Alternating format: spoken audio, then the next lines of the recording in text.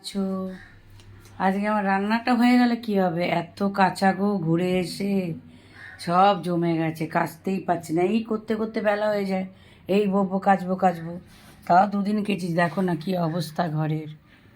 আর মাঠ থেকে এসে না তখন আর ইচ্ছে করে না, কিন্তু না কাচলে হবে না, কাচতেই হবে। চলো তোমাদের দেখিয়ে দিয়ে আজ চলো কি রান্না করেছি। ভাত তো আছেই, আজকে না পার্শে মাছটা একটু পেঁয়াজ কলি দিয়ে ঝাল করেছি, একটু সর্ষেও দিয়েছি, সেই গুঁড়ো সর্ষে আছে না, সেই গুঁড়ো সর্ষে দিয়ে একটু ঝাল করেছি।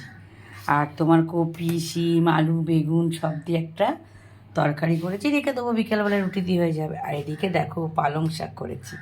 তোমার দাদা তো জানো পালং শাক খেতে খুব ভালোবাসে। আজ একটু না কাদা চিংড়ি নিয়েছিলাম, সেই কাদা চিংড়ি দিয়ে করেছি। শিম, বেগুন, কুমড়ো, মূলো টুলো দিয়ে করেছি।